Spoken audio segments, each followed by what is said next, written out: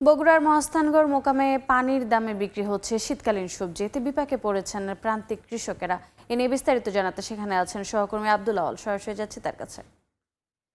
আওয়াল, দেশের সবচাইতে বড় সবজির মোকাম বগুড়ার মহাস্থানগড়ে কিন্তু সবজির দাম একেবারে তলানিতে গিয়ে ঠেকেছে। এতে করে সাধারণ কৃষকরা কিন্তু একেবারে বিপাকে পড়েছেন। বিশেষ করে হিমশীত করা শীতল বাতাসে কিন্তু ভোরবেলায় তারা এই যে শীতকালীন সবজিগুলো সেগুলো নিয়ে কিন্তু বগুড়ার যে মহাস্থানগড় মোকামটি রয়েছে সেখানে আসেন এবং এই মহাস্থানগড় মোকামে কিন্তু আজকে যেই বাঁধাকপি গুলো রয়েছে এগুলো মাত্র প্রতি পিস 8 থেকে 10 টাকায় বিক্রি হচ্ছে।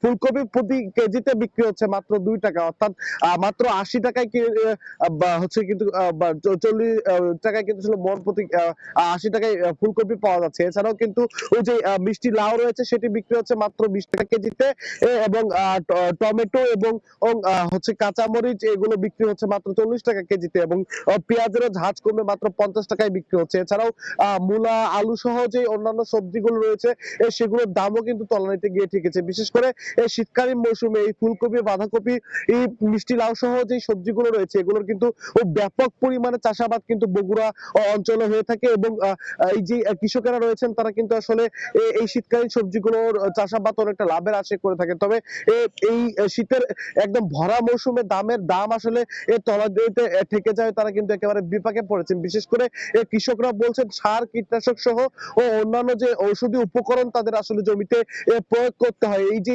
দামটি তারা পাচ্ছেন, ন্যূনতম খরচও কিন্তু আসলে তাদের এতে করে পোষাচ্ছে না। এবং এই যে শীতকালীন সবজিগুলো, এই শীতকালীন সবজিগুলোর দাম কিন্তু মহাস্থানগড় এই যে পাইকারি মোকাম এখানে একেবারে কম হলেও সেটি কিন্তু হাত বদলের সঙ্গে সঙ্গে সিন্ডিকেটের কারণে কিন্তু আসলে সাধারণ ভোক্তা পর্যায়ে কিন্তু অধিক দামে বিক্রি হচ্ছে। বিশেষ করে যেই ফুলকপি এখানে মাত্র কেজিতে 2 টাকায় বিক্রি হচ্ছে, সেই ফুলকপি কিন্তু আসলে রাজধানী ঢাকাতে গিয়ে প্রতি পিস আমরা জেনেছি যে 40 টাকা পর্যন্ত বিক্রি হচ্ছে। অর্থাৎ সিন্ডিকেটের ফলে কিন্তু হাত বদলে এই যে শীতকালীন সবজিগুলো রয়েছে সেই শীতকালীন সবজির দাম কিন্তু উত্তরোত্তর বৃদ্ধি পাচ্ছে। এর জন্য মূলত এখানে যারা কৃষকরা রয়েছেন তারা কৃষি বিপণন যে বিভাগ রয়েছে, কৃষি বিপণন বিভাগের কিন্তু যে তদারকির অভাব থেকে দায়ী করছে। তারা বলছেন যে কৃষি বিপণন বিভাগের পক্ষ থেকে কিন্তু আসলে কোনোভাবেই তারা কখনোই সঠিক নির্দেশনা পান না। এর ফলে কিন্তু ঠিক